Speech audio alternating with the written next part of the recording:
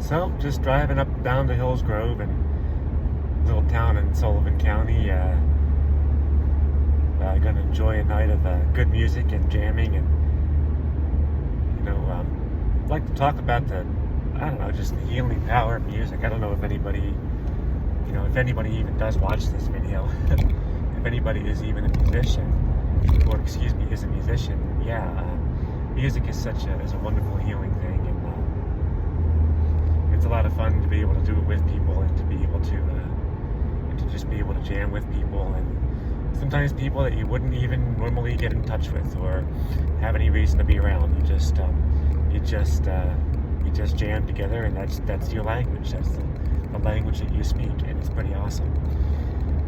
So yeah, it's an absolutely beautiful night here in Sullivan County. It's just, it's still got some daylight, but not too much. And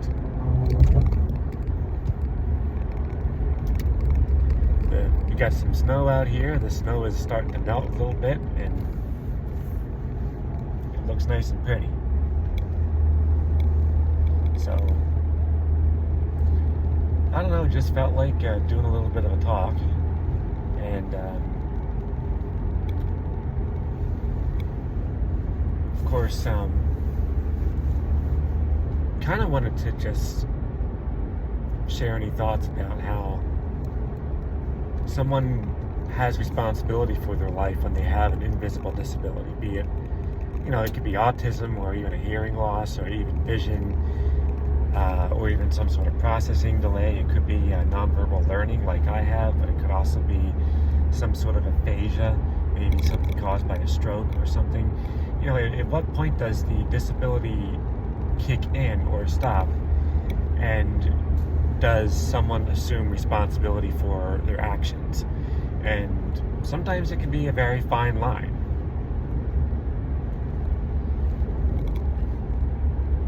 And my brain is processing right now, so go figure that one.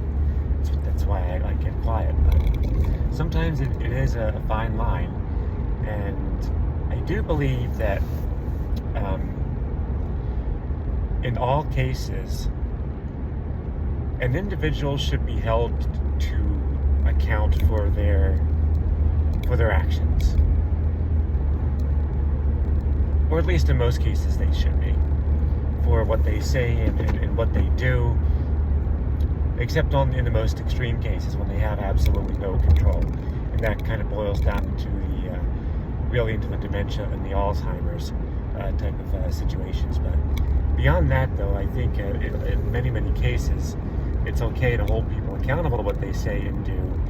It's also very important to realize that the individual may not realize how what they are saying or doing is affecting other people and they may not realize it because of their disability. So I'm wondering if maybe it might be a good idea to hold somebody accountable while explaining to them how what they are doing is affecting other people, so they can slowly begin to realize it. And that's a very touchy subject, because it's even touchier, I think, when you have a child. For example, if you know that the child has a nonverbal learning disability, you can start from the beginning. You can start from when they are a child, and continually raise them with that sense of discipline, with that sense of accountability for actions, and they will grow up naturally wanting to be accountable to those actions and to that discipline, because they are used to it. However, when you're dealing with somebody who might have an acquired disability, such as they have a stroke, and their personality just changes like that, or maybe they have dementia and they were perfectly fine before everything happened, or relatively fine before everything happened, and then all of a sudden, with the stroke it's going to happen like that, but with the dementia it's going to happen over time. But either way, the disability is going to be acquired. So how do you handle that? How do you approach that? Especially if someone is not used to be to be held accountable for what they say or do. Let's just say it's someone in your life and who has been in some cases mentally and verbally abusive, and that behavior was permitted to continue for basically forever, for the entirety of their life, or for at least the recent past, and nobody held them accountable. And then all of a sudden they had a disability or a stroke or a heart attack or something that happened to cause them to have that disability and to have that issue. So how do you hold that person accountable? How do you communicate to that person what is an acceptable behavior and what is not acceptable?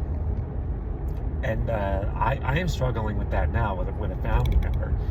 But this whole invisible disability thing really it is quite pervasive, I feel like, with a lot of people that you come in contact with. It can be in the form of many, many disabilities. It can be in the form of autism. It can be in the form of nonverbal learning disability. It can be dementia, aphasia caused by stroke. It can be a whole slew of things, and many of them have certain characteristics that actually cross over and sort of intertwine.